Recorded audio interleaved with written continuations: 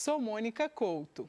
Estamos juntos, nesse tempo de pandemia, estudando as temáticas referentes à geografia. Você, estudante do terceiro ano do ensino médio, né? Precisa muito manter a continuidade nos estudos e estou aqui então para te ajudar no componente curricular Geografia. Na aula de hoje, vamos conversar sobre o processo de globalização. A gente sabe que o processo de globalização é um tema bastante extenso, um tema que tem muitos vieses, mas a gente vai fazer uma primeira introdução e ao longo do tempo a gente vai aprofundando em cada uma dessas temáticas. O que a gente vai então conversar hoje sobre o processo de globalização? A gente vai caracterizar o processo de globalização, ou seja, a gente vai pensar as singularidades desse processo, quais são as suas especificidades. Nós vamos também reconhecer as vantagens e as desvantagens desse fenômeno. Como você bem sabe, os fenômenos eles apresentam pontos positivos e negativos, e com a globalização não é diferente. Um ponto positivo que a gente já pode destacar é essa conexão aí que a gente tem entre os países, esses meios de comunicação, como, por exemplo, a internet. A gente consegue se conectar com os lugares quase que em tempo real. Mas essa mesma globalização que permite essa conexão, ela intensifica as desigualdades. A gente vai conversar sobre isso também. E para terminar, a gente vai identificar o meu papel, o seu papel enquanto cidadão, para que a gente construa uma outra globalização. Uma globalização que, embora traga todos esses avanços, seja uma globalização que pense nas pessoas, que tenha as pessoas como centro. E não tenha como centro simplesmente o capital e os meios de produção. Então, você deve estar aí se perguntando, já ouviu falar muitas vezes sobre esse termo globalização. Ouviu falar nos jornais, ouviu falar nas conversas informais. A gente tem muito hábito de dizer, vivemos num mundo globalizado. A gente usa muito esse argumento para dizer sobre essa interdependência, esse acesso que a gente consegue ter a bens e a serviços que fisicamente estão bem distantes da gente. Mas, mais uma vez, eu chamo a sua atenção.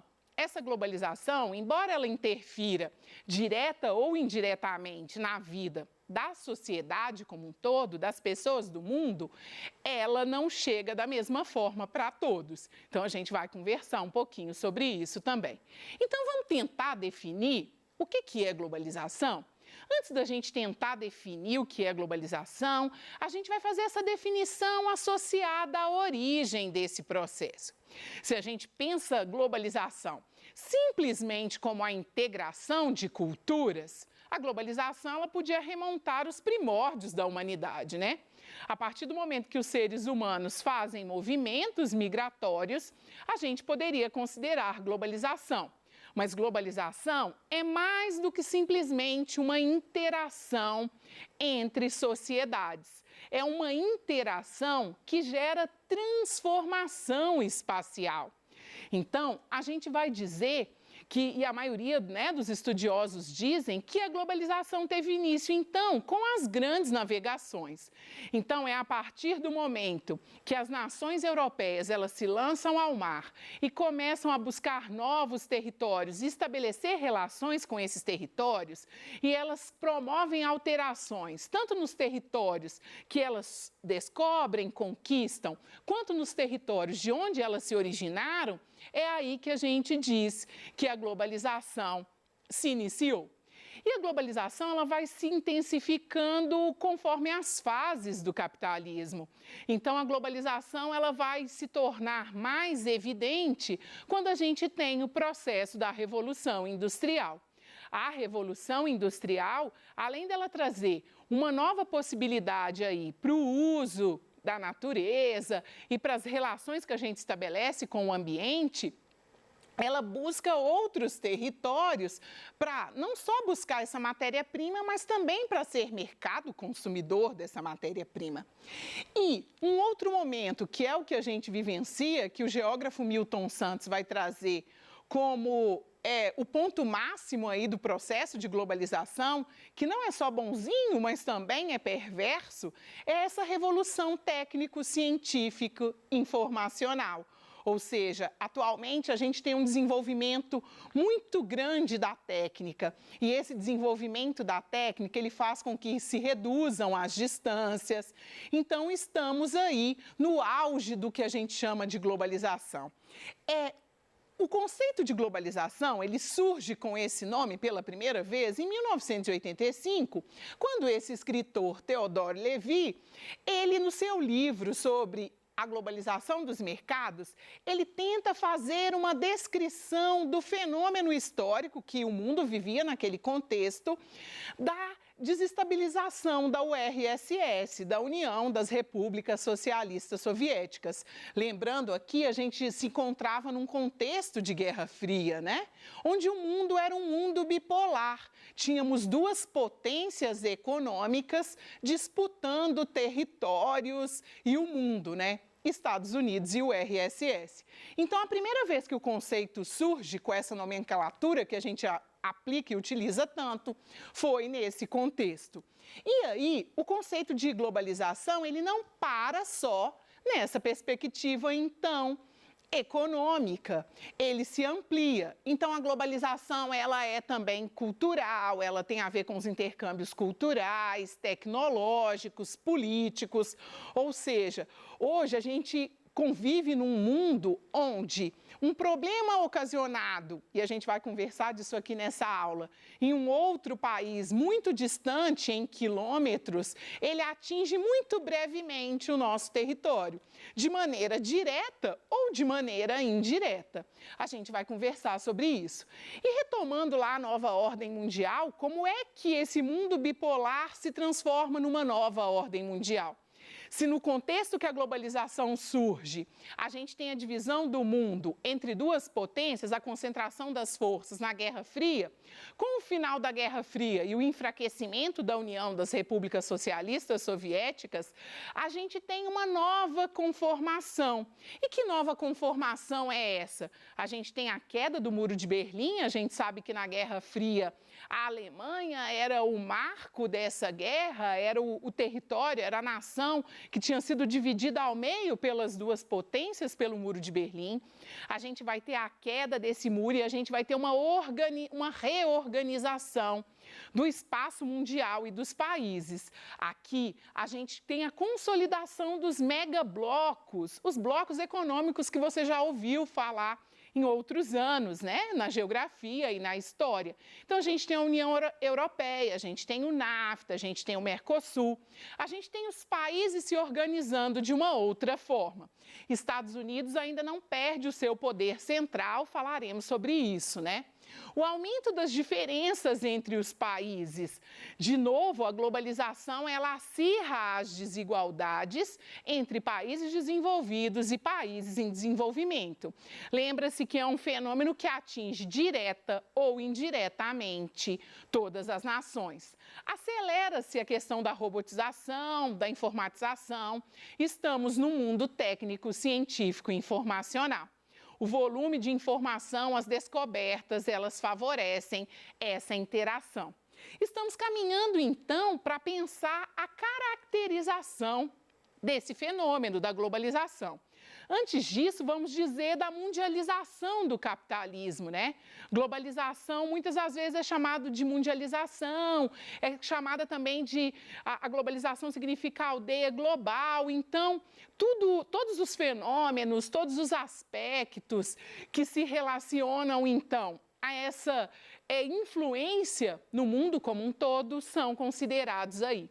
Países, então, que se apresentam com mais força no contexto da globalização. Estados Unidos sai vitorioso da Guerra Fria, né? Mas acompanhado do Japão, da Alemanha, da França e do Reino Unido e posteriormente da China, são países que figuram aí como grandes economias. A China, por sinal, a segunda economia hoje no mundo, ficando atrás só dos Estados Unidos.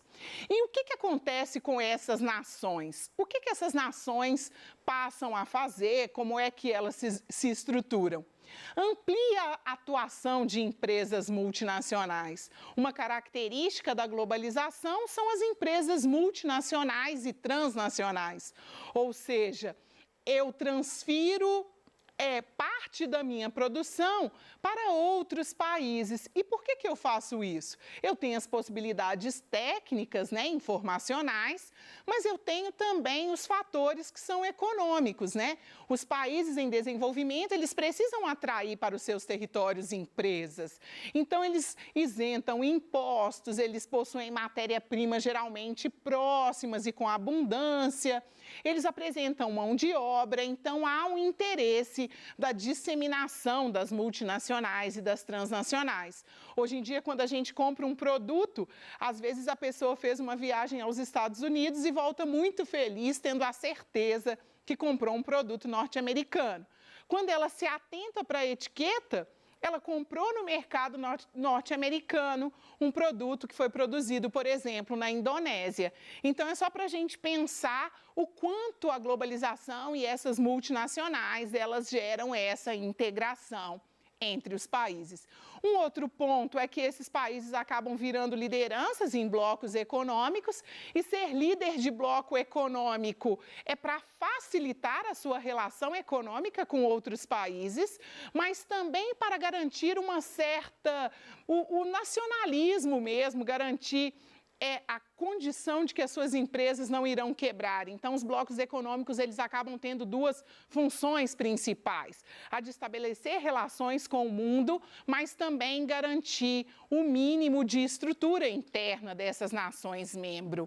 A gente tem o controle do comércio mundial, né? Você vai ter uma moeda volátil aí, você vai ter um dinheiro, às vezes, artificial. As bolsas de valores, elas operam durante todos os dias aí, vocês tem observado, né, nos noticiários o tanto que tem variado, oscilado em função da pandemia. O investimento em ciência e tecnologia também é garantia de riqueza, de poder no mundo globalizado. Algumas das características a gente já foi comentando, mas vamos passar mais especificamente por cada uma delas. O fortalecimento das relações internacionais, globalização pressupõe o intercâmbio e o diálogo entre as nações, a criação dos blocos econômicos, a gente já disse, tanto com esse caráter de ampliar o seu potencial econômico, mas também de resguardar a sua economia. Os avanços tecnológicos relacionados aos meios de comunicação e transporte. Se antes a gente levava dias para chegar ao Japão, atualmente com voo, com algumas escalas, e no máximo 2 dias você está do outro lado, se a gente do planeta, pensando o Brasil. O surgimento das multinacionais, que a gente já disse. Outras características importantes, informações importantes. Essa pegada de uma informação que chega até você em tempo recorde, né? Damos notícia de tudo o que acontece no mundo em um curto espaço de tempo, graças aos avanços tecnológicos, fibra ótica. Em contrapartida, a gente tem o aumento da concorrência. Se todo mundo tem visibilidade, de repente a minha indústria, que é tímida, aqui em Minas Gerais, por exemplo, ela perde por uma grande multinacional que produz com menor preço, porque produz em larga escala. Então, a gente já começa a pensar pontos positivos e pontos negativos. A gente tem com isso a privatização de empresas estatais, né?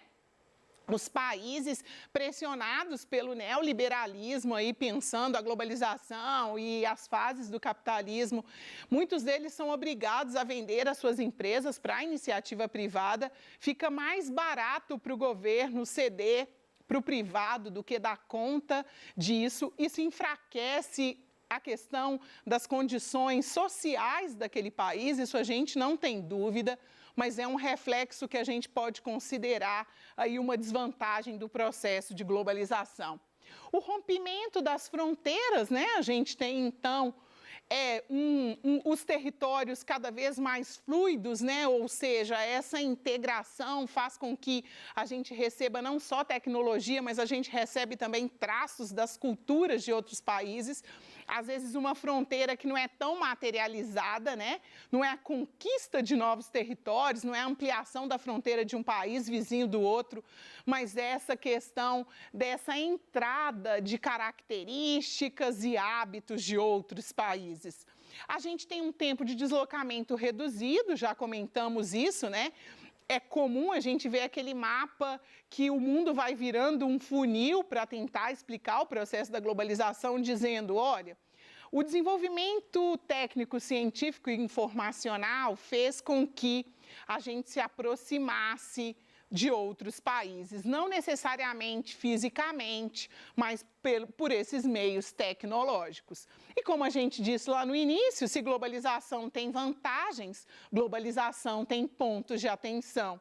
E quais são esses pontos de atenção? A massificação da cultura é um ponto de atenção, ou seja, há uma negação da cultura, porque são impostos padrões às pessoas. E esses padrões, então, geram aí essa aculturação ou essa ideia de uma alienação. Então, é importante conhecermos o diferente, sim, sem dúvida, mas vamos manter as nossas raízes e as nossas culturas. Elas são importantes para a diversidade.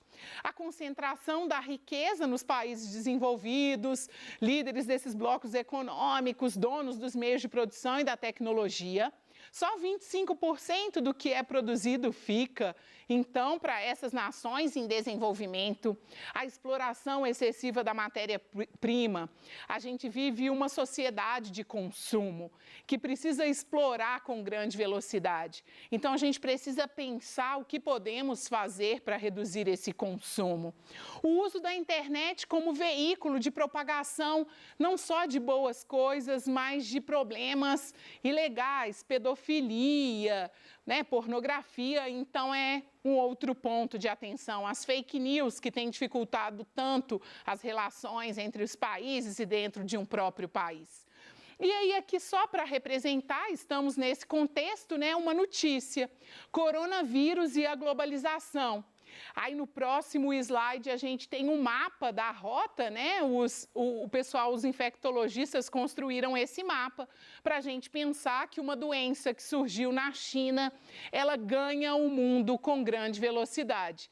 E ela traz para nós características de como é que somos dependentes da China, né? Quer dizer, na Europa, essa doença provavelmente chega nessas inter-relações econômicas e sociais. Então, é para a gente fazer um pouco dessa reflexão, que vivemos num mundo globalizado. Então, se o vírus ele sempre existiu, é preciso a gente pensar que hoje em dia é necessário pensar outras formas de governança. Não dá para pensar só o nosso Estado, é preciso pensar no global. Aqui eu trago, né, uma possibilidade, Milton Santos ele vai dizer por uma outra globalização, essa globalização que se centraliza não só no capital, mas nos seres humanos e no ambiente. A gente tem um item fresquinho do Enem do ano passado, né, quando o Papa veio ao Brasil aí, e ele fez o segundo encontro em Santa Cruz de la Sierra, na Bolívia, e eles pegaram uma frase do Papa para fazer um item da prova. A globalização da esperança que nasce dos povos e cresce entre os pobres deve substituir essa globalização da exclusão e da indiferença. Então, vai ao encontro do que Milton Santos diz sobre uma outra globalização, mas vai ao encontro também do que a gente precisa pensar enquanto globalização. E aqui no texto há uma crítica à disparidade econômica, né? O Papa deixa claro que a gente precisa de uma globalização da esperança e não da exclusão. E a globalização da exclusão, ela passa pela disparidade econômica. Então, a gente viu na aula de hoje, né, já chegando ao fim aí da nossa aula, que a globalização é esse fenômeno de intercâmbio mesmo entre os países, não só cultural, econômico, político. A gente viu que o processo de globalização influencia direta ou indiretamente nossas vidas, né? A gente precisa ter capital para ter acesso a essa globalização, mas a gente sofre os fenômenos e que é possível pensar uma outra globalização.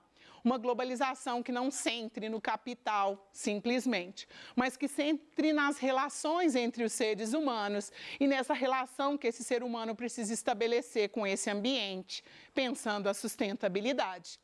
Então, considerando que você é esse estudante do terceiro ano do ensino médio que deseja ser aprovado não só no terceiro ano, mas no Enem e onde você, né, desejar, onde os seus sonhos te levarem, eu confio, né, na sua aprovação. Então, você é aprovado, né?